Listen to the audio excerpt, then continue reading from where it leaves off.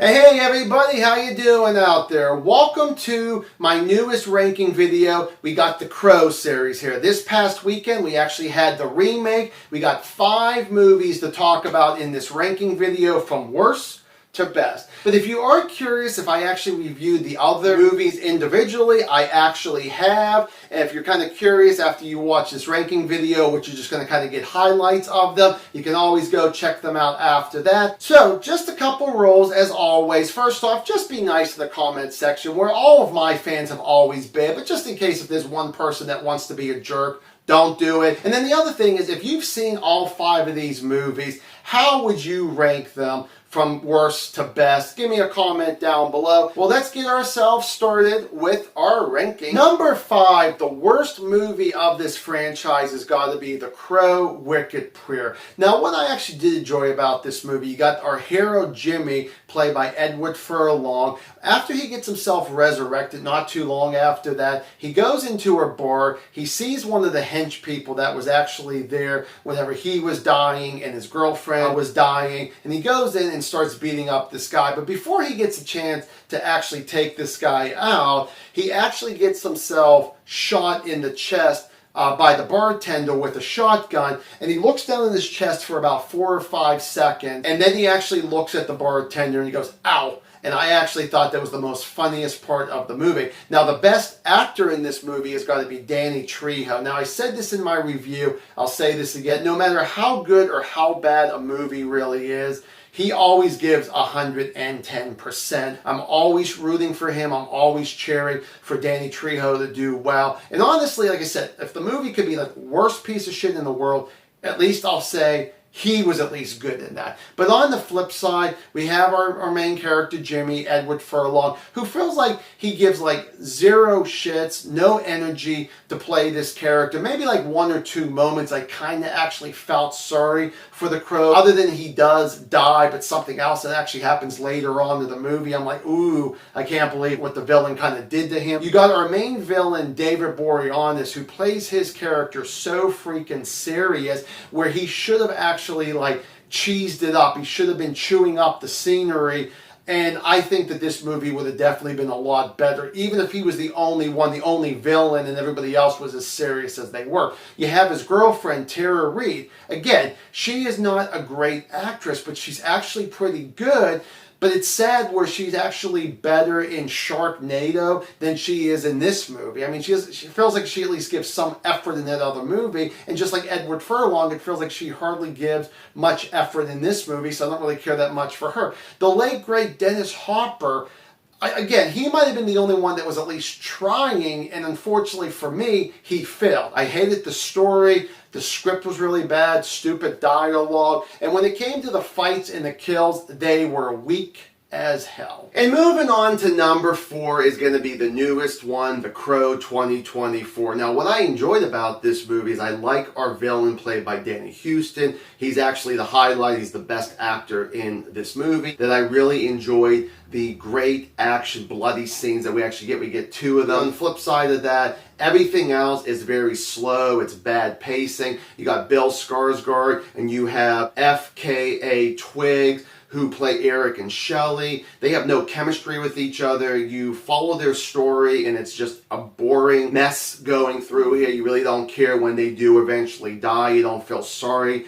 for them, especially because one of them's going to come back and try to get revenge for himself and for the girlfriend. I definitely would feel like that the villains were never on the same page. They felt like they never had any chemistry. If it was any of the henchmen, henchwoman, and the main villain, I hated the story. Worst script possibility. I didn't care for the director's vision. And moving on to number 3 is going to be The Crow, City of Angels. I actually thought this was going to be lower than the remake. I thought they were going to be switched, but I guess I was wrong about that. What I enjoyed about this movie is it was great seeing Iggy Pop as one of the bad guys here. You got the actress who played the Yellow Ranger in the Power Rangers TV show. She plays another villain. She's actually pretty cool. And you got our hero, the Crow, played by Vincent Perez, who plays a character named Ash with an E. He does a really good job. I think he has the best dialogue. I like his fight scenes. I like following this guy, getting revenge for himself and for his son who gets killed early into the movie. But on the flip side, I didn't care for any of the villains. They were not that memorable. The main villain, who was trying to be cool, calm, and collect through this entire movie, even with some of the bad situations that's going around with maybe his hench people dying and something that actually happens in a warehouse with one of his henchmen. And it was just like, it just didn't seem believable that he should have been ticked off moments in this movie, and we never actually see something like that. Hated the story, dialogue for everybody else except the Crow, downright horrible. I mean, a little bit better than the other two, but still a lot of these scripts needed a lot more rewrite. Horrible CGI. Number 2 is going to be The Crow Salvation. I was very surprised how good this movie was. I like the way it actually starts off with our hero already in jail. He's been in jail for 3 years. He was accused of killing his girlfriend. He's going to get executed that night, which he actually does. The Crow comes back and saves his soul. He goes on his rampage with everybody who actually has screwed him over and try to find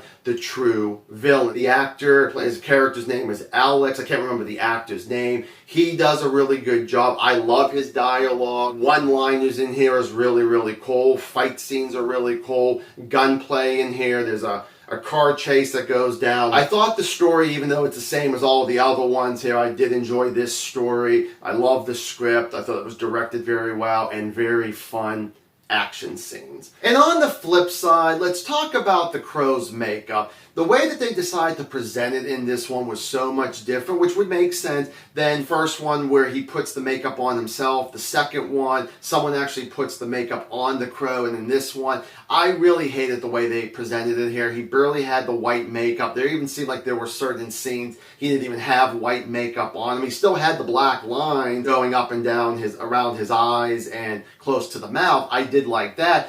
But unfortunately, it was still a little distracting where it was like, well, where's your white makeup? Aren't you this vengeful spirit? So I kind of hated that. You got Kristen Dunst, who is such a great actress in almost any other movie. She is so bland in this, and I actually completely forget that she's in this movie. When we get to Act 3, it runs out of gas. The pacing is very slow. It drags. Whenever they actually showed who the main villain was, because Crow was looking for a guy with scars on their arm. Once they presented that, I'm like, oh, I pretty much knew who it was as soon as they showed that character. So there was really no surprise for me when they get into Act 3. And number 1 is going to be the original Crow, no surprise, from 1994. The biggest thing is going to be Brandon Lee is the biggest highlight. Everybody else does great with their acting, but he's the one that has to go on this emotional roller coaster, and he does a great job. He does not drop any of the emotions. He does them all equally well. Definitely knows how to fight. Love his dialogue. Love his one-liners. Do I smell gasoline? I think that's a lot of people's favorite. I know that's my favorite there. You got Ernie Hudson,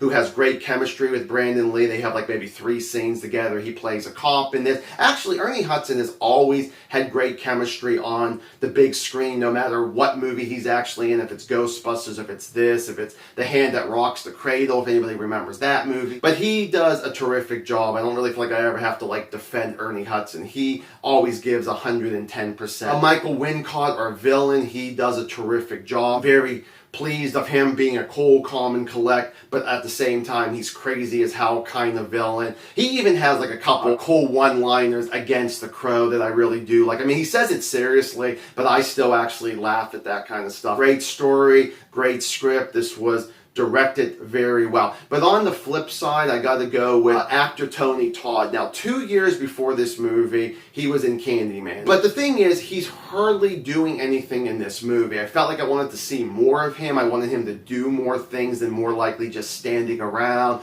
or driving the bad guy around. And the other thing is, when we get into Act 3, whenever we get the Crow, his final battle with all the evil people in a church, it makes me feel like Batman 1989. All it is just switch your characters around. Instead of the Crow, it's Batman. Instead of Michael Wincott, it's Jack Nicholson's the Joker. Switch some of the hench people around. That's how it kind of feels every time the Act 3 rolls around, I feel like I'm not watching The Crow at the end. I feel like I'm actually watching Michael Keaton's Batman in that Act 3. So there you guys go. There's my ranking video of all the Crow movies. Hopefully you enjoyed it, and I will see you guys in the next video. Bye.